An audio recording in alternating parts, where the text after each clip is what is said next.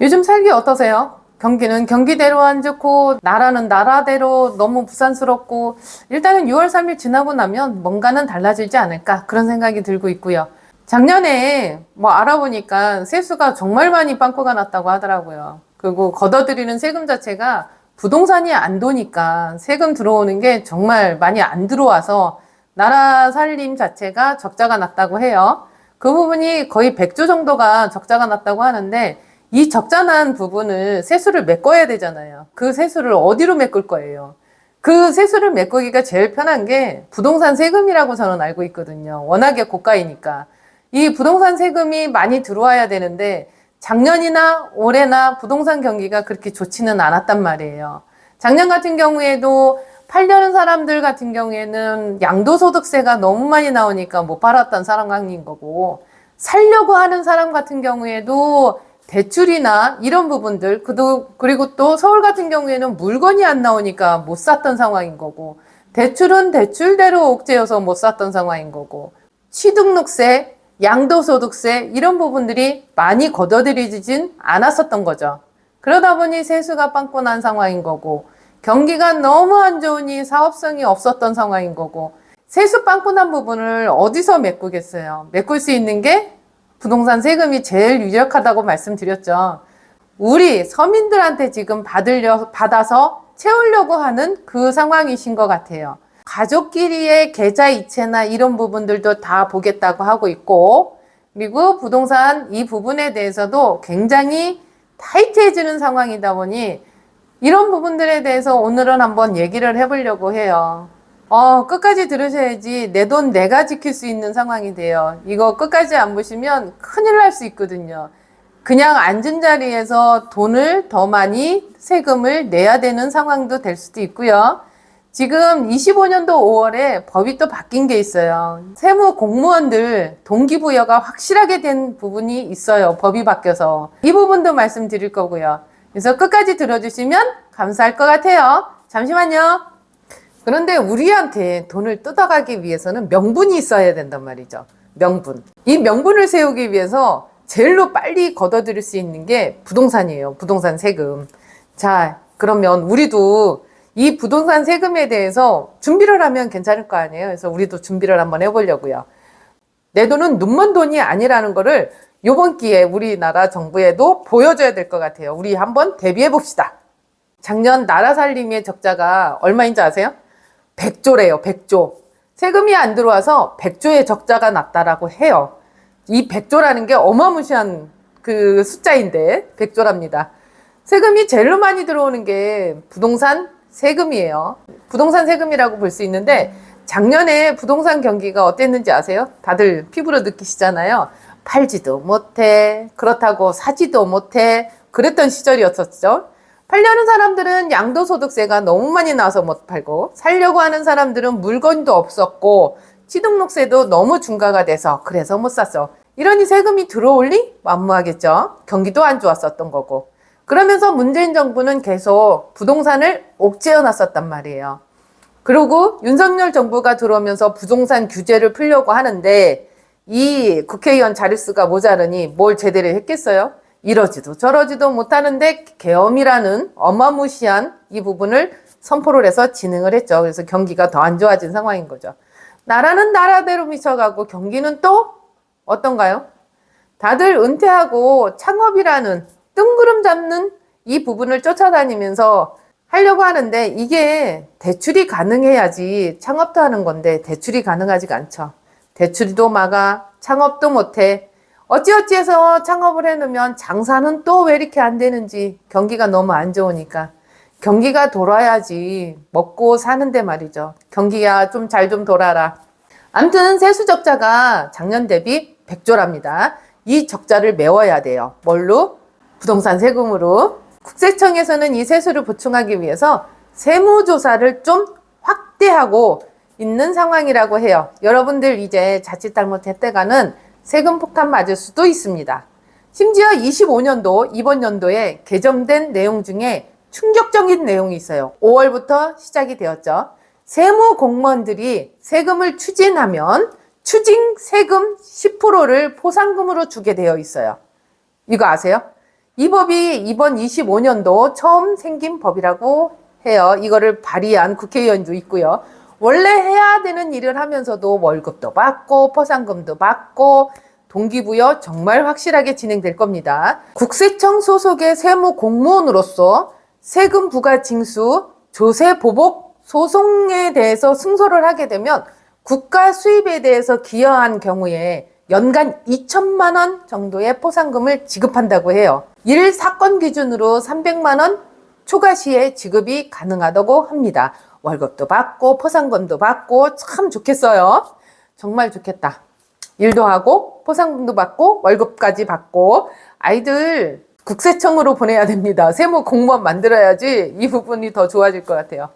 그리고 또 있어요. 이것만 가지고는 100조의 세수 펑크가 메꿔지지는 않겠죠. 이제는 가족끼리 계좌이체하는 것도 국세청에서는 들여다본다고 해요. 어떻게? 왜?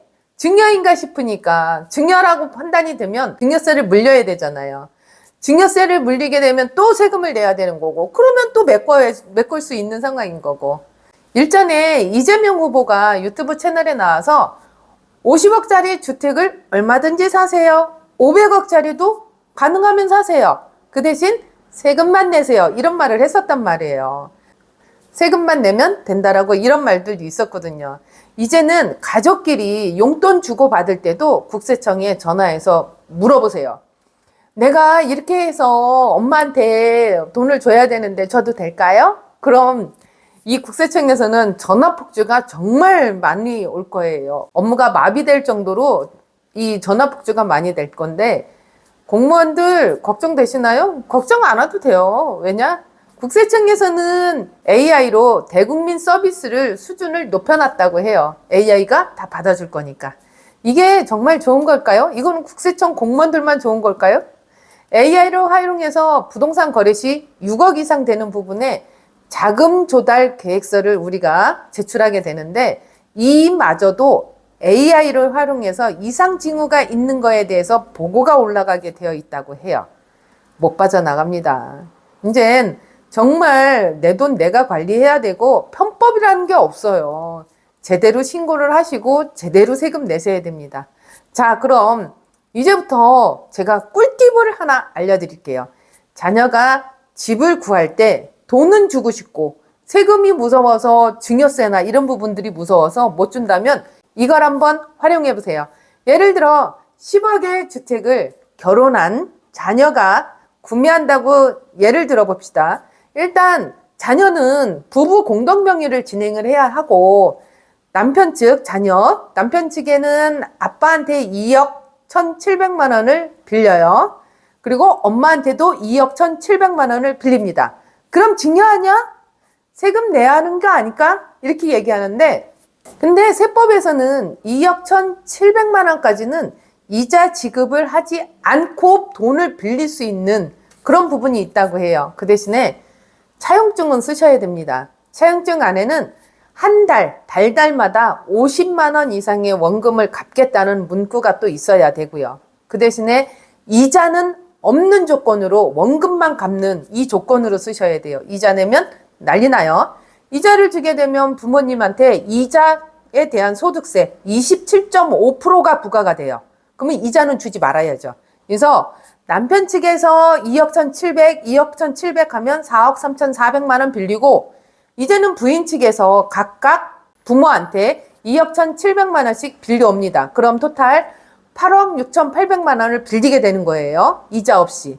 하지만 원금은 매달 2억 기준으로 50만 원씩은 줘야 된다라고 해요. 그러면 이거는 200만 원 정도가 되겠죠. 이거는 알아서 생각하세요.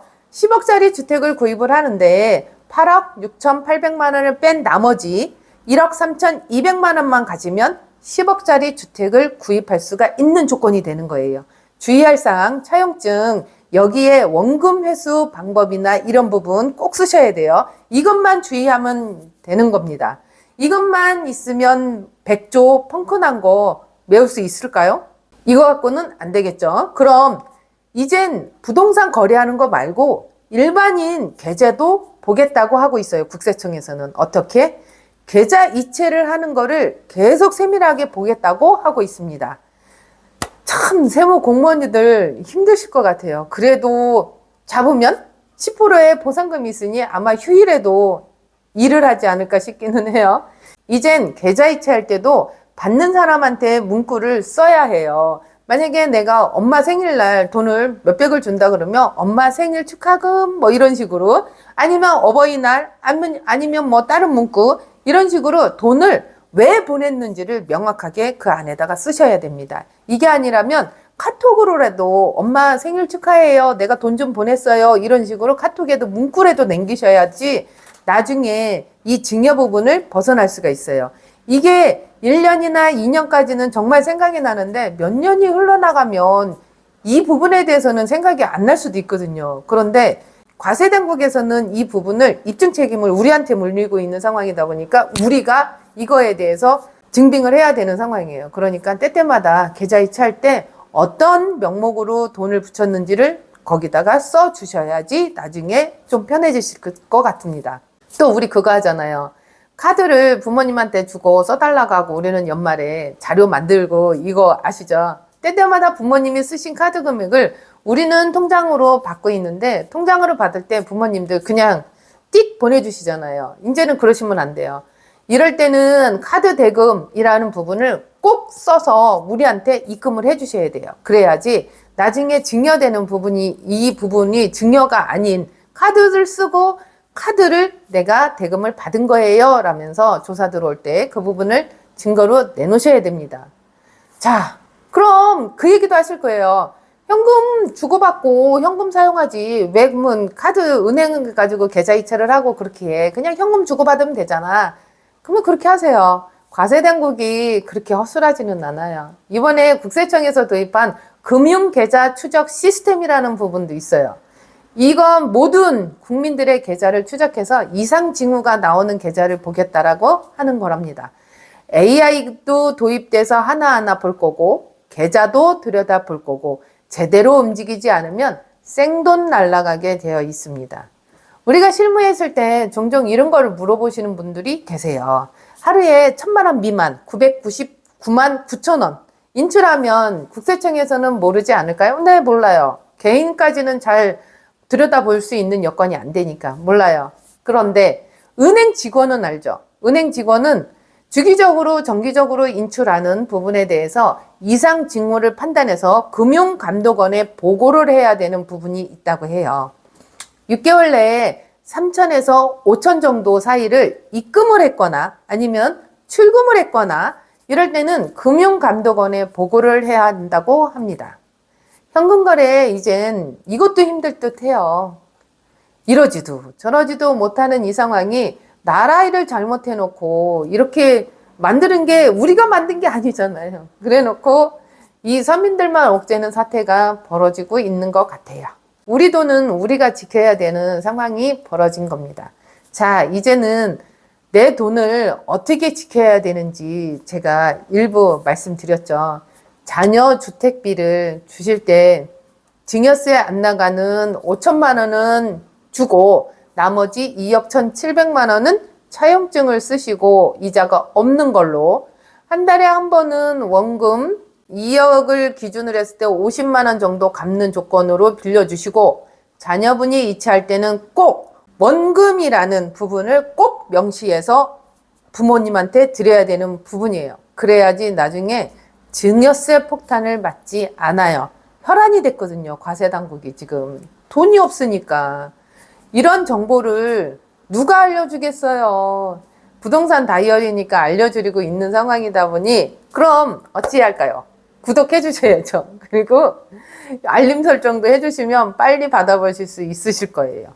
자, 오늘 이런 꿀팁도 알려드렸고, 갈수록 세상 살아가는 게 힘든 환경인 거는 맞는 거죠. 그래도 하루하루는 잘 가고 있어요. 이렇게 힘든 시기에 내 소중한 돈 내가 지켜야 되잖아요. 그래서 이 부분을 알려드렸고요.